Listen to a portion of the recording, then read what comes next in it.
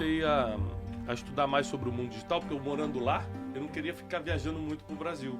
Então eu falei, cara, vou entender mais do mundo digital para poder trabalhar na internet. Foi aí que o termo especialista saltou. Eu comecei assim, ver as mentorias mais top de marketing digital, todo mundo fala, mas você tem que ser especialista. Mas você tem que ser expert em alguma coisa, mas você tem que ter o tema central e tal. Eu falei, caramba, a gente paga curso para se especializar em finanças, se especializa em inteligência emocional, se especializa em não sei o quê, se especializa em um monte de coisa, engenharia, especializa dentro da medicina, né? O cara vai pro cirurgião, vai pro não sei o quê. Só que os nossos maiores problemas vêm de pessoas, assim como nossas maiores alegrias. Então por que a gente não se especializar no que realmente importa? Sim. A gente passou tanto tempo estudando coisas que a gente nunca vai usar. Por exemplo, na escola a gente estudou fotossíntese. A tabela periódica, MMC, minha filha Júlia está estudando MMC e MDC. Ela falou, pai, mínimo múltiplo comum. Fala assim, pai, fala a verdade pra mim, ela falou esses dias. Eu vou usar alguma vez isso na minha vida? Eu falei, não vai não, filho. Não vai usar, vai ter que passar nessa prova aí. Infelizmente, nosso sistema educacional ainda assim. Agora, pessoas que a gente tem que lidar todo dia, a gente não se especializa. Eu falei, opa, tem alguma coisa errada aí. Sim. Eu comecei a estudar sobre pessoas. Eu sempre fui um cara muito observador, já tinha um conteúdo muito bom sobre isso, por causa da minha experiência com inteligência emocional. Mas aí eu comecei a me dedicar mais ao estudo de pessoas, entender como elas funcionam. E aí foi, eu por ser teólogo, a Bíblia é a base de tudo que eu faço e falo e acredito. E aí eu encontrei em Jesus, né? Tô falando aqui o Jesus histórico, não tô falando do Jesus religioso. Tá. Então, independente de religião, tô falando do Jesus histórico. Tá. O Jesus homem que passou por essa terra, ele foi um especialista em lidar com gente. Ele lidou com crítico, com hater, com perseguidor, lidou com gente boa, com gente mais ou menos, lidou com traidor, lidou com a família, os irmãos não acreditavam nele. Sim. Entendeu? Teve que lidar com uma série de complicações.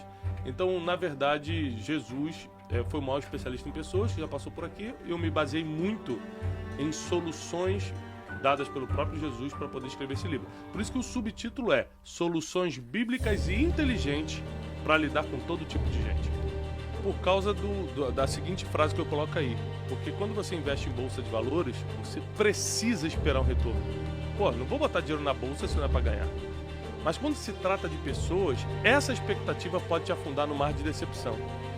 Então como é que você equilibra a decepção com as pessoas? Só tem um jeito, diminuindo o grau de expectativa. Então, se eu vou te ajudar esperando que você me ajude da mesma medida, eu já dei um passo rumo à frustração, porque é muito capaz que por mais que você tente me retribuir, você não retribua da forma que eu criei a expectativa, e aí eu começo a ficar contra você. Você nunca me fez mal, eu começo a... o João não é um cara sério não, pô. Ajudei ele nem me... na sua cabeça você me ajudou, ou na sua cabeça eu fiz pra te ajudar e não tô esperando nada em troca, porque eu sou um cara espiritualizado, mas na minha cabeça eu criei a expectativa de receber algo em troca, assim. Com certeza ele vai me mencionar na próxima live. Aí tu não fala de mim na próxima live, eu falei, que isso, cara? Eu mencionei ele na live, como é que ele não me mencionou? Sim. Esse tipo de expectativa o ser humano cria demais e por isso se decepciona demais também. Porra, cara, muito top. Aí tem várias coisas aqui, ó. Porém, é preciso que a nossa mente e nosso coração estejam vacinados contra as epidemias emocionais do mundo real. O que seriam essas epidemias? Então, vamos lá. Essa parte do mundo real e do mundo ideal... Isso. Foi uma das coisas que mais colou desse livro. Tá. Eu estava em casa quando eu comecei a escrever esse livro. Demorei 1 ano e 2 meses para escrevê-lo. E você escreveu no mundo todo, né? Que tem uma passagem aqui que você fala, enquanto eu escrevo esse livro... Exatamente. Em outro país... Eu aproveitava as viagens, escrevia no avião, mas basicamente eu acordava todo dia às 5 horas da manhã, porque é o seguinte, na vida da América, a gente fazia tudo. O do yourself é muito forte lá, faça você mesmo, né?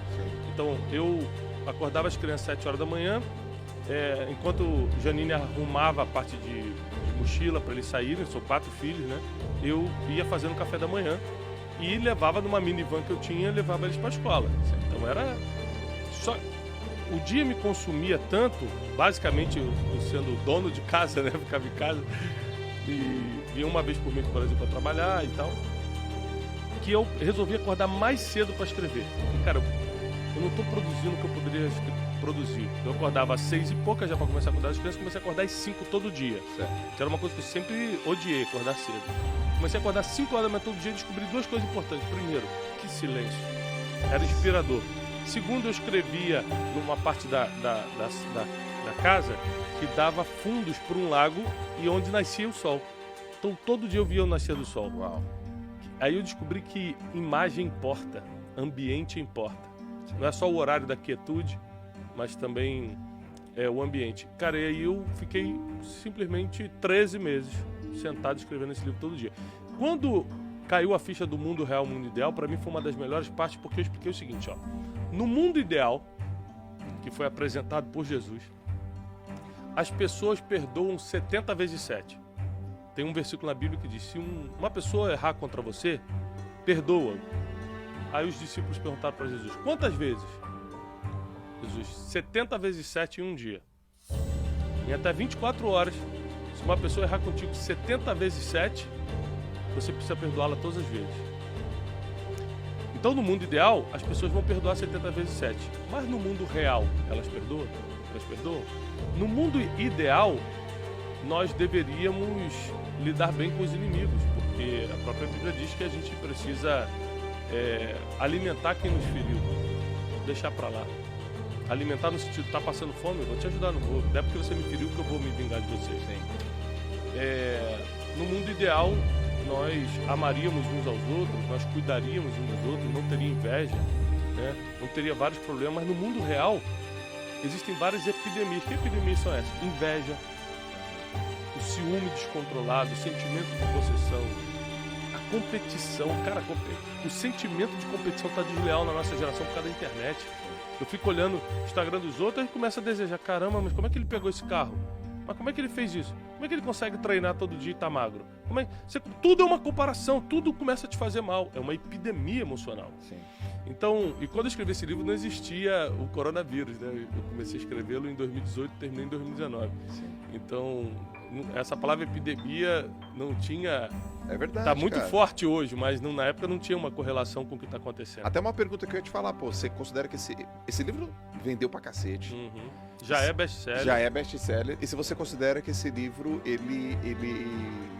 Eu tenho uma opinião sobre isso, tá? Mas eu quero ver a tua. Se ele é atual, inclusive na época da epidemia aqui do Covid. Eu acho que esse livro, ele é um manual que vai ficar por muitos anos rodando, porque ele trata de uma coisa que sempre vai existir, pessoas. Sim. Pessoas são sempre iguais. Sim. Mesmo ciúminho, mesmo inveja, mesmo sentimento de competição, mesmo disse-me-disse, fofoquinha, familiar brigando com familiar no estrago Natal, por causa de coisa pequena, porque na verdade tem acúmulos de lixo emocional guardados, não tratados, é quando o primo fala um negócio, fica todo mundo nervoso, pá. Então, o ser humano é tudo igual. Então eu vim fazendo um raio-x do ser humano, expondo como você resolveu. Certo? Basicamente você só resolve.